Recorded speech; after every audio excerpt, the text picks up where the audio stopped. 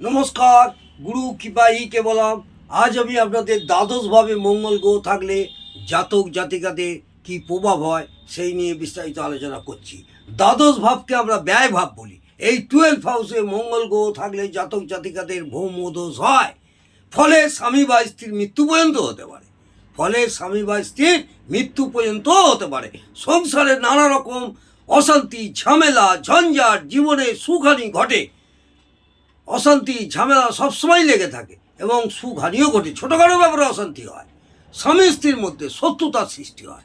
এইসব জাতক জাতিকাদের স্বামী স্ত্রীর মধ্যে শত্রুতাও সৃষ্টি হয়।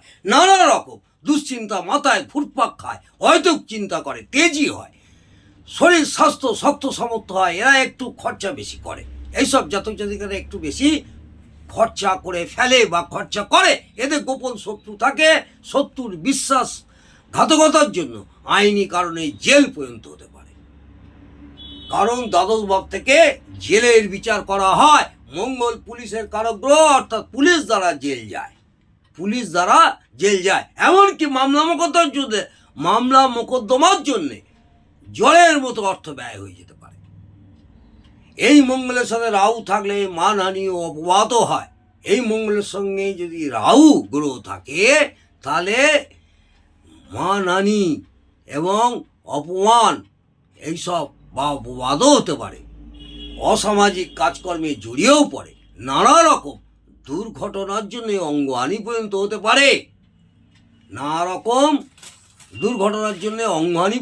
পারে। কারণ দ্বাদশ ভাব থেকে আমরা অঙ্গচ্ছেদ বিচার করি। এই মঙ্গলের সাথে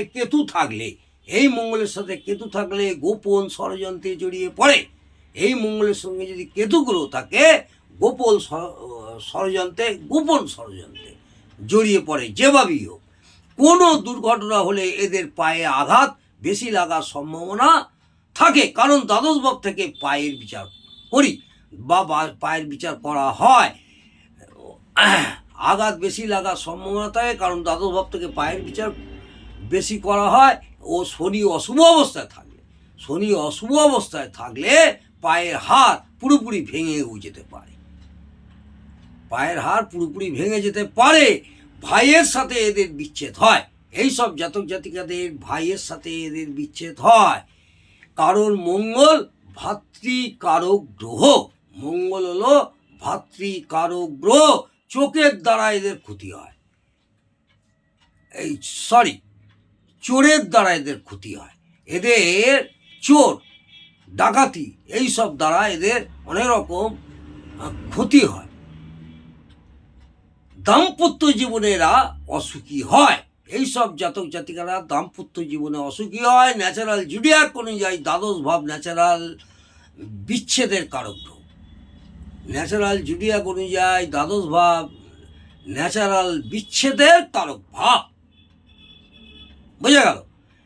এরা দাঁত, চোখ ও কানের যন্ত্রণার জন্য খুবই কষ্ট পায়। দাঁত, চোখ ও কানের যন্ত্রণার জন্য এরা কষ্ট পায়। এরা আইন বিরুদ্ধ কাজের জন্য পুলিশি ঝামেলায় জড়িয়ে পড়ে। অনেক সময় আইন বিরুদ্ধ কাজের জন্য এরা পুলিশের ঝামেলায় জড়িয়ে পড়ে বা অ্যারেস্ট হওয়ার ভয়ও থাকে। কারণ দ্বাদশ ভাব হলো অ্যারেস্ট হওয়ার কারক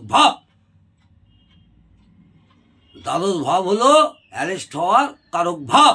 ও মঙ্গল ঝামেলার কারক গ্রহ। এদের বিপরীত লিঙ্গের প্রতি আকর্ষণ বেশি থাকে। এইসব জাতক জাতিকাদের বিপরীত লিঙ্গের প্রতি আকর্ষণ বেশি থাকে। বোনর সমস্যা থাকতে দেখা যায়।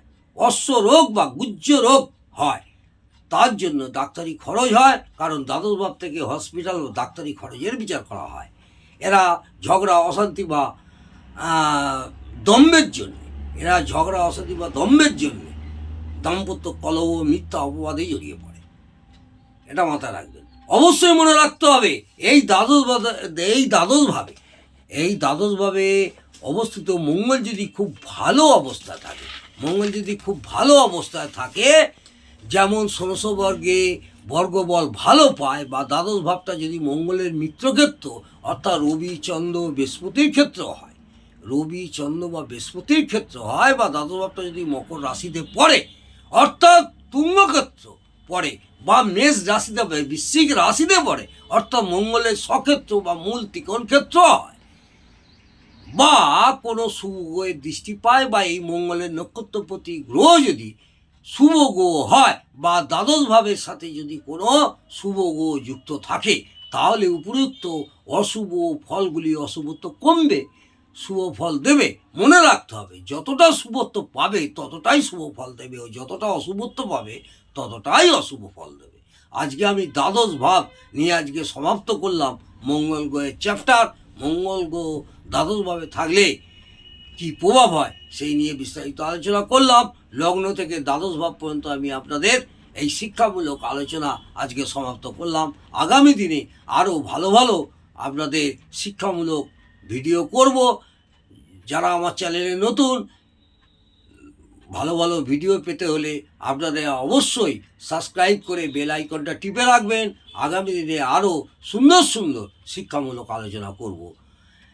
আর যদি ভালো লাগে অবশ্যই একটি লাইক করে উৎসাহিত করবেন এবং কমেন্টে জানাবেন কেমন লাগলো।